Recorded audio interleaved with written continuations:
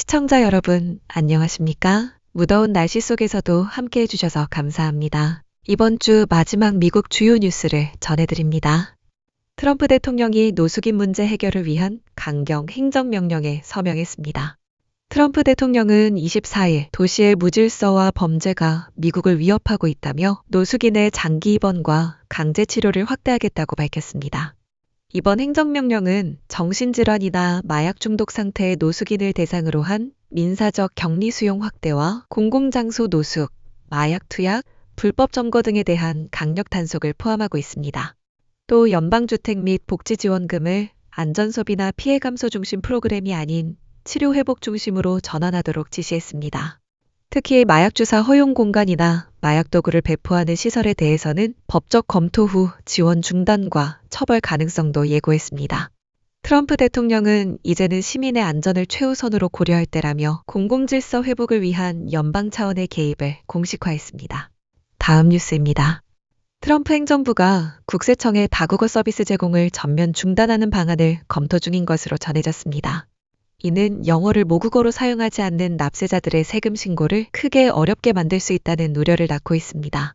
워싱턴 포스트 보도에 따르면 트럼프 대통령은 영어를 미국의 공식 언어로 지정하는 행정명령을 내렸으며 이에 따라 각 연방기관은 다국어 서비스를 점차 축소하라는 법무부 지침을 받았습니다. 특히 IRS는 100개 이상의 양식에 대한 스페인어 등 다국어 번역 자료, 전화 및 대면 통역 서비스 제공 여부를 재검토하고 있습니다.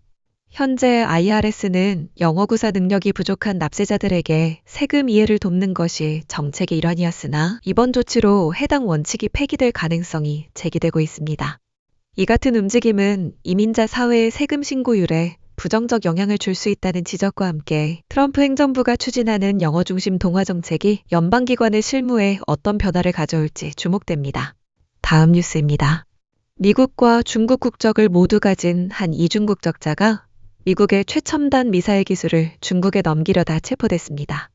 연방수사국은 해당 용의자가 극비 군사 정보를 중국 정부에 넘기기 위한 의도로 활동해왔다고 밝혔으며 이는 미국의 핵심 방위 기술이 직접적으로 위협받는 사건으로 간주됩니다.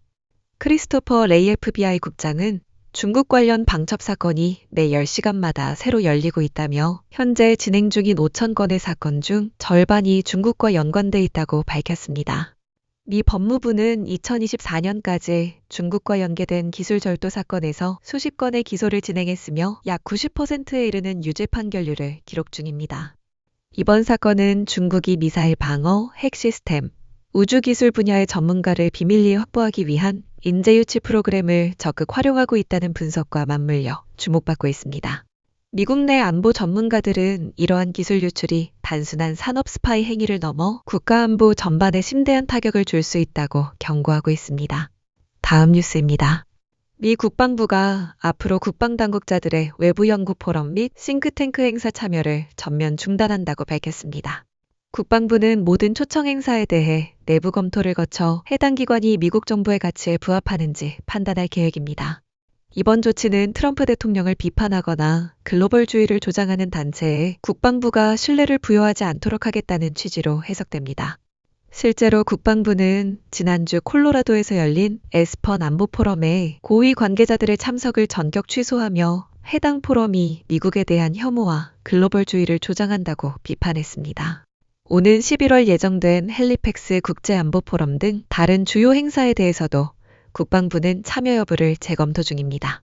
향후 국방당국자들은 사전에 연설문과 발언 요지를 제출해야 하며 트럼프 행정부가 외교안보 정책 커뮤니케이션 방식 전반에 대한 통제를 강화하는 신호로 읽힙니다.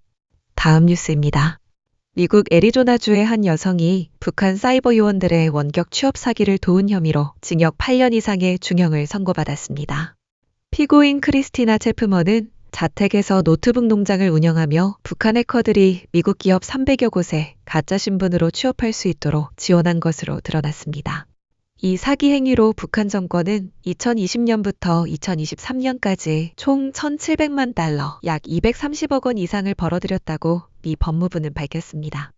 체프먼은 유선 사기, 신원 도용, 자금 세탁 등 혐의에 대해 유죄를 인정했으며 약 28만 4천 달러의 부당 이득 환수와 추가 벌금 17만 5천 달러도 명령받았습니다. 북한 요원들은 실제 미국 시민의 신원을 도용해 실리콘밸리 기술기업, 미디어 기업, 자동차 제조사 등 주요 기업에 취업한 것으로 알려졌습니다. 미 법무부는 해당 사건을 계기로 가상근로자 검증을 소홀히 하는 기업은 모두 국가안보에 위협이 될 수 있다고 경고했습니다. 다음 뉴스입니다. 미군 중부사령부가 시리아 알레포 지역에서 이슬람 국가 고위 지도자와 그의 아들 2명을 사살했다고 밝혔습니다. 미군은 이날 새벽 시리아 북부 알밥 지역에서 기습작전을 벌여 무슬리흐 아라르다니와 그의 성인 아들 2를 사살했다고 SNS를 통해 전했습니다. 미군은 이들이 미군 및 동맹군, 그리고 새롭게 구성된 시리아 정부에 위협을 가하는 인물들이었다고 설명했습니다.